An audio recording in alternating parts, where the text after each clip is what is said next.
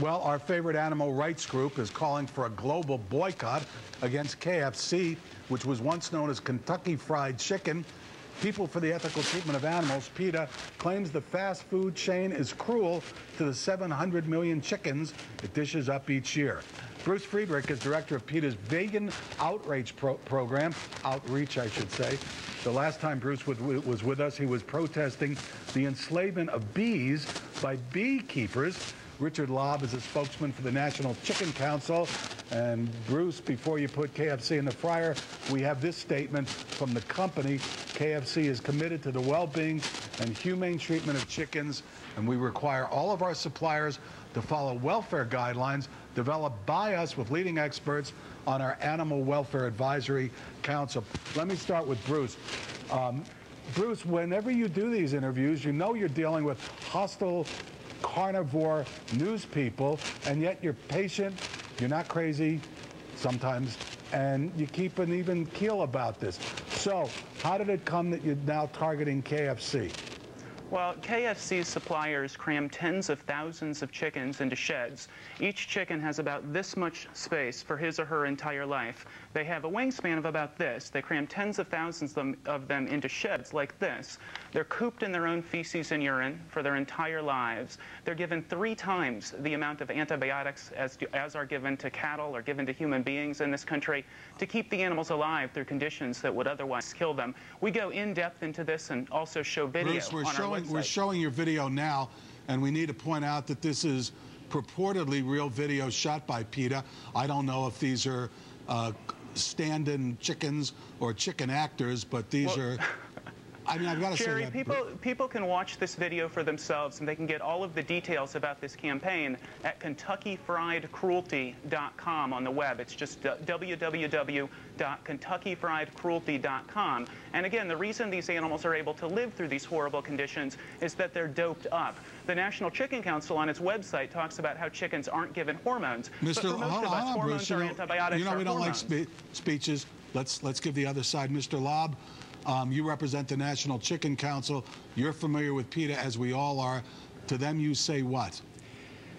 Get a life, maybe? I think we're in the food business, basically, and we're committed to providing quality food, and you have to have high-quality animals to do that with. We couldn't be treating animals the way they say we are if we were trying to produce high-quality food. So I think their campaign is just one of a large number of campaigns that they're running. They're also against drinking milk. They're against hunting and fishing. They're against the March of Dimes. They're against a whole bunch of things. Beekeeping. Don't forget beekeeping. And beekeeping, yeah, that's a big one. Oh, come on, Bruce. But I think, can I finish just a second there? Go ahead, Mr. Lobb. We got to move it along, gentlemen. Sure, but we are raising, may I finish? We're raising chickens in a humane and responsible manner, and we intend to continue doing that. Chickens grow 6 to 7 times as quickly as they would naturally. If a human baby grew as quickly as a chicken, a 7-pound baby would weigh 1,500 pounds before her 6-month birthday. The only way that they don't all keel over dead in these horrible conditions is that they're doped up. 3 times the amount of antibiotics are given to chickens as are given to human beings. I can follow the analogy between the growth of a chicken and the growth of a human baby. I'll tell you before the break that in New York City, they had a chicken that played tic-tac-toe with you in Chinatown. Cost $0.25, but we have to take a break. We'll be back with final comments about whether the original recipe equals cruel and unusual punishment for chickens. Stay tuned.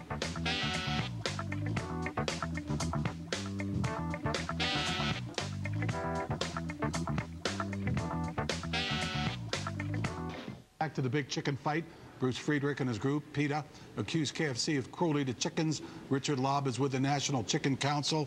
Bruce, didn't your organization enter some concordat with the company that owns KFC?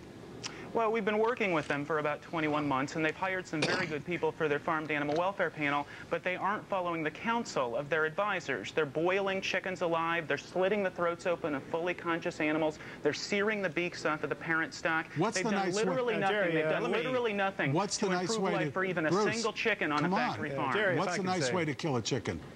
Well, we're encouraging them to gas kill the animals rather than shackling them by their spindly legs into metal shackles. They snap them into the shackles. Okay, Mr. Lobb, come on in. Hang on, Bruce. They spoil these animals. Jerry, we do not want to get into the business of gassing chickens. There's some real problems with doing that approach.